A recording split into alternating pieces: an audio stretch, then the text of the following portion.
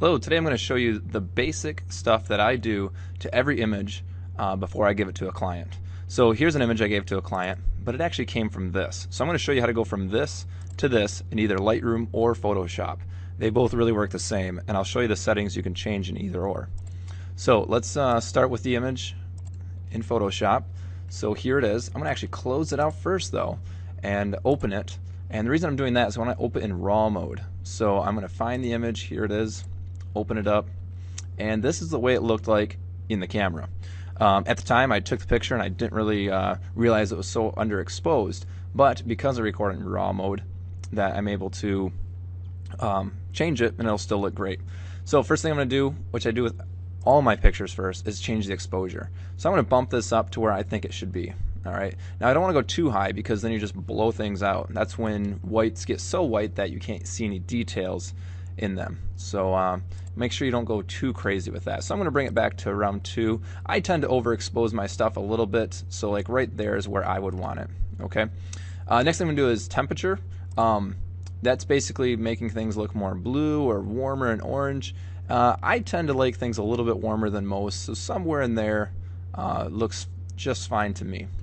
You can also mess with tint. If it seems too green or purple, you can change that as well, but really the way it was just fine with me.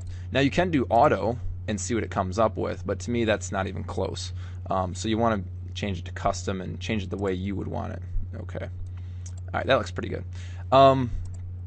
Maybe a little more exposed. I'm going to jump over here right now. I only care about some things in the picture because I'm going to crop it differently. So I'm going to go up to my crop tool right up here, or you can press C, and I'm going to scroll this down. Now when I do this, I'm going to hold down Shift though, so that way my aspect ratio stays the same as I do it. But I'm going to crop it something like this. I'm trying to use the rule of thirds here.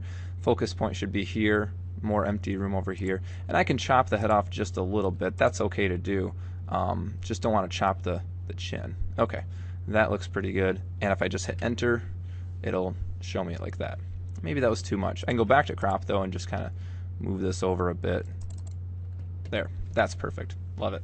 Okay, I'm gonna go back to my basic settings over here. Now the highlights are a little bright over here, so I'm gonna bring some of those highlights down, and you can just kind of look at the white areas and see what that's doing. I'm going to bring my highlights down. I'm also going to bring my shadows. She's brunette. She doesn't have gray hair, so I'm going to bring some of those shadows down a little bit. And this will make it more contrasty without actually changing the contrast.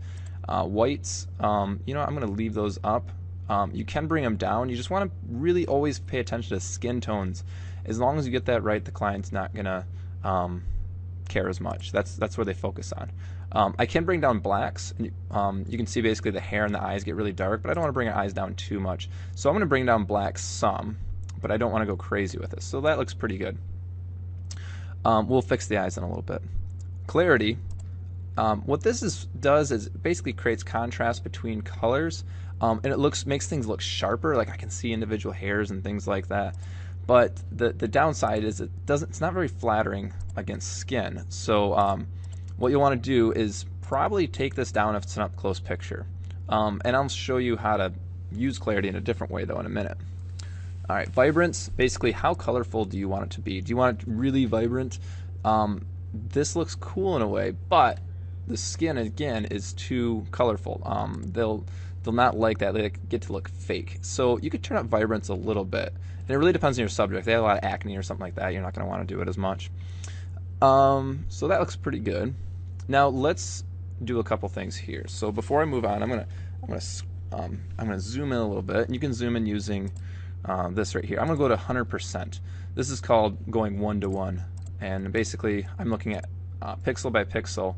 You can see individual pixels now if you're 100%. Okay, I'm gonna start using my adjustment brush, and basically I can do some of those same effects with using just this brush. So one thing I want to show you is maybe how to get the eyes to brighten up a little bit since we turned them down some. So I'm going to turn up the clarity, alright, and I'm going to turn up saturation, and I'm also going to turn up exposure a little bit. And I can just kind of color around the eyes here, alright, and it just makes them a little more punchy. Now you probably don't see a huge difference. If I turn up the exposure, you'll see it though. So you don't want to go crazy with it, but if you just want to kind of get it to where you want, she has these hazel eyes, so maybe I'd turn up saturation a little more to show that. And again, like you can see that, so that looks pretty good right there. Yeah, I like that. Okay, so to get out of this mode right here, I can just click back on the hand or zoom out. And maybe that's a little too much. So if I'm like, oh, you know what, that's a little creepy. So I could click on this, and then maybe back down the. You just want to click on it right there first, and maybe back down that exposure just a bit. So somewhere right in there looks just fine though. All right. Next thing I want to do is actually increase the clarity for the hair.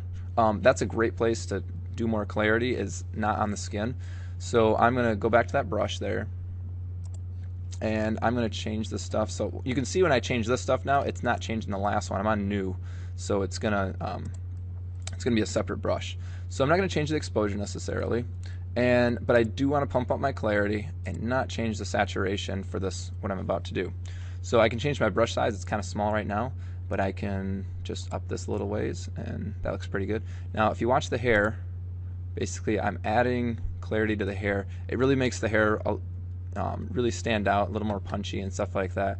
And you can adjust this and see what it looks like with or without it. Now this is like it just looks flat and mushy. So if you turn this up, you can see it's much more intense. It shows a lot more sharpness. So somewhere like that looks good. You can also do it like in the arms and stuff like that, or other details in the background. But this really isn't the photo for it, so we're not going to mess with it any more than that.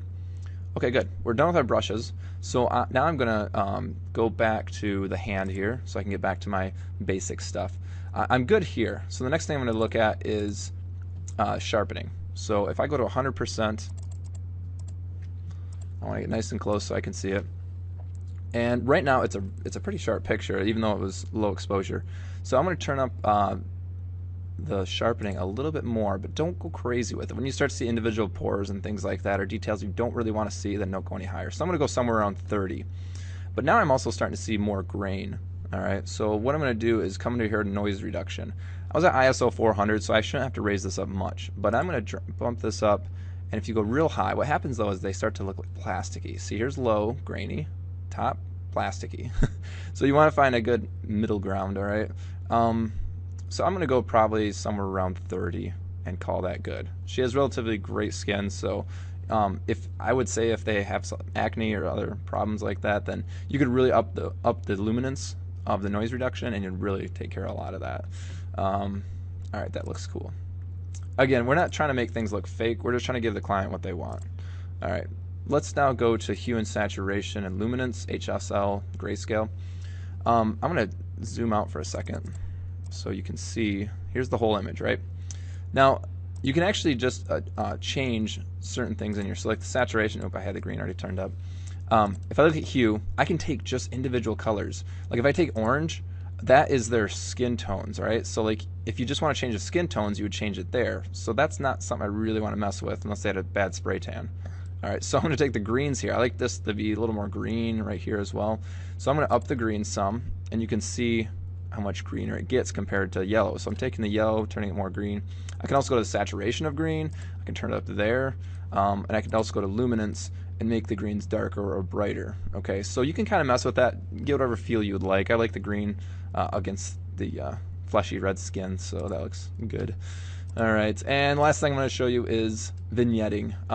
To make it really pop, I really like to turn up vignetting. That's a personal thing. You can go white, but that's kind of 80s. So I would drop this down, and you don't want to go crazy with it. It's really dark on her shoulder right here, but you know, somewhere around like -20 something, it looks pretty good. So without, it's without, and that's with. And it really just makes the subject stand out from the background a little more. I do this with almost all my photos. It's just a personal preference. You don't have to do it. Okay, looks pretty good. So now I'm going to go to Open Image. And now once it's in Photoshop, you could do this in Lightroom using the spot removal tool. And I could have done it just a second as well in raw mode that I was just in. But I'm going to do it right here instead. So here's the spot healing brush. And what I can do with that is I can go in here and just basically grab any hair that isn't there. Again, we're not trying to make it look fat or like trying to make someone look skinny and they're not. We're just trying to, you know, fix little things that they wouldn't want in the photo. So just kind of grab some of that stuff. That looks good. Basically, I'm going to take these hairs, though, the ones that are just really noticeable. You're not going to chase every hair. You'll go nuts, and it'll end up looking kind of fake and stuff like that. So just don't worry too much about it. Just try to get all the little hairs out. That looks good. I'm not even going to mess with these. I think they look just fine. Sometimes you see like little hairs show up, though, and you can just kind of go over it twice if you need to. Just be careful that it's not creating lines on their face, but that looks pretty good there. And if you notice like a little imperfection, I don't know if this is a mole or not, but you can kind of just take those little areas out too. You don't want to actually take, if you know it's a mole, don't remove it. That's part of them. I wouldn't suggest that. Okay. All right, so I can zoom out, and there's the final image. If I want to say this is a JPEG, I'm just going to do save as and then drop this down to JPEG. So looks pretty good. And in the next video, if you'd like to see, I'm going to work on creating punchy sports photos. So check that out if you want to see how to make things look really pop. All right. Hope you enjoyed it. Thank you.